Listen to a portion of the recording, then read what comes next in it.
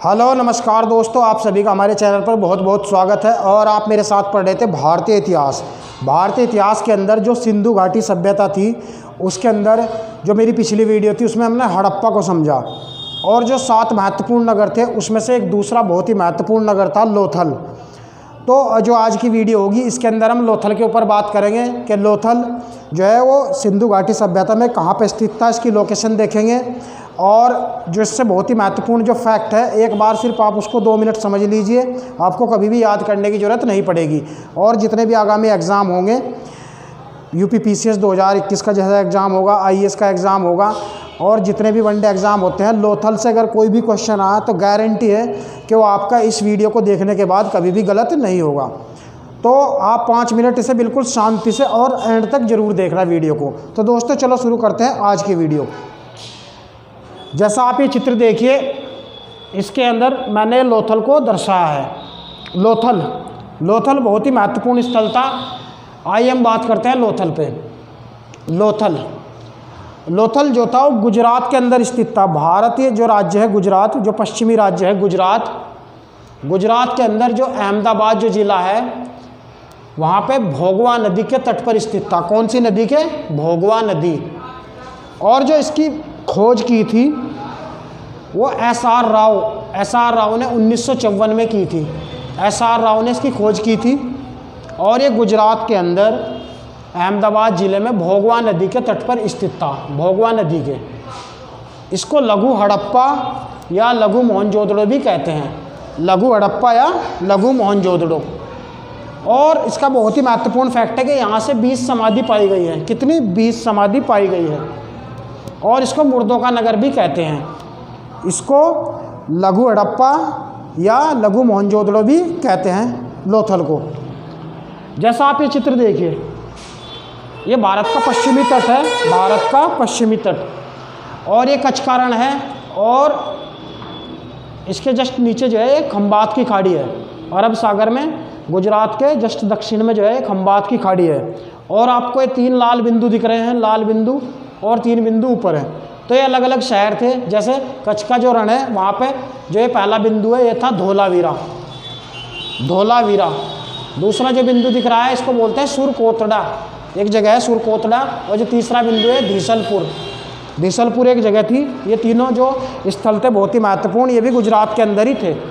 और जो नीचे वाले बिंदु है, जैसे पहला बिंदु है इसको बोलते हैं लोथल। ये लोथल था, ये लोथल की लोकेशन है। दूसरा जो बिंदु है ये रंगपुर, और तीसरा जो है प्रभास।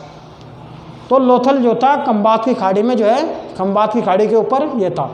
और एक बंदरगाह था गोदीवाड़ा, या इसको डाकवाड़ भी बोलते हैं। एकमात्र बंदरगाह था सिंधु घाटी सभ्यता के अंदर लोथल।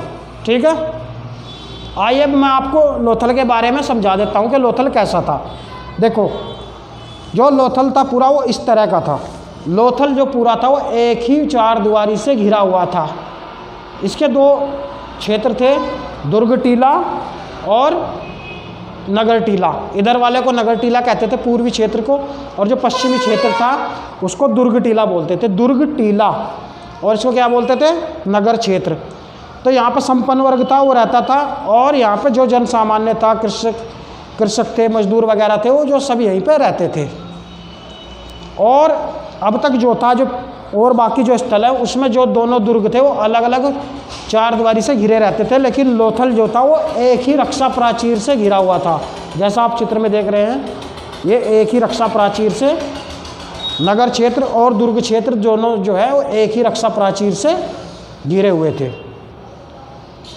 ऐसा बहुत ही महत्वपूर्ण फैक्ट है। जैसे लोथल और सुरकोतड़ा, ये 2 ऐसी जगह है जो एक ही रक्षा प्राचीर से घिरे हुए थे पूरी सिंधु घाटी सभ्यता के अंदर।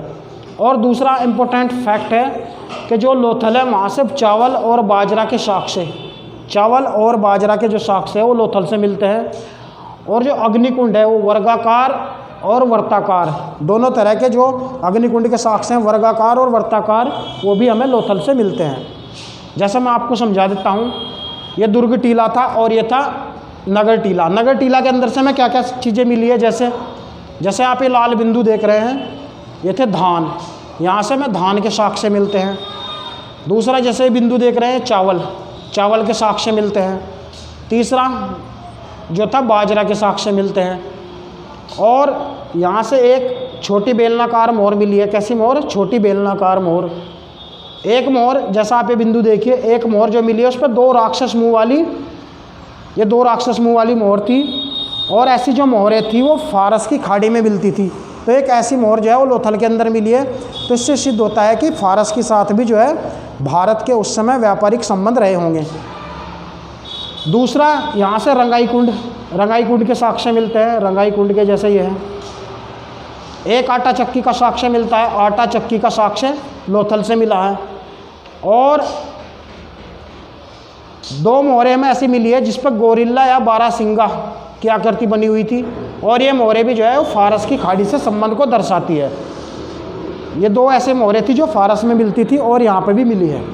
उसके बाद एक यहाँ से, जैसे आप ये बिंदु देख रहे हैं, मन का बनाने का कारखाना मिला है। मन का बनाने का कारखाना, नगर टीला सही। और यहाँ से एक मम्मी का मॉडल मिलता है। मम्मी का मॉडल, मम्मी जो होती थी ताबूत होते थे जिसके अंदर मुर्दों को रखते थे, जैसे मिस्र के अंदर। तो यहाँ से लोथल से भी एक हमें मम्मी का मॉडल मिलता है। तो ये मिस्र के साथ भी संबंध को दर्शाता है, व्यापारिक संबंध।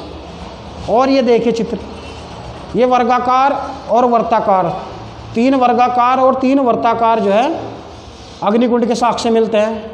अग्निकुंड वर्गाकार थे और वर्ताकार थे।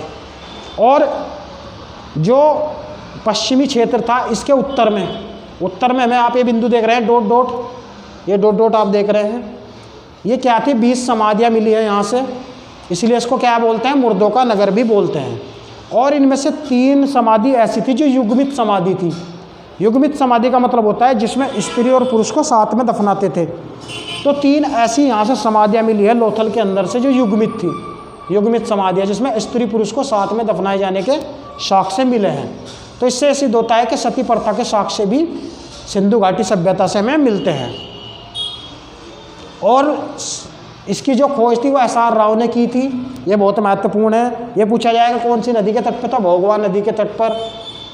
लघु हड़प्पा किसको कहते हैं? लोथल को। या लघु मोहनजोदड़ो लोथल को। किस राज्य में था? गुजरात में, रंगपुर के पश्चिम दिशा में था।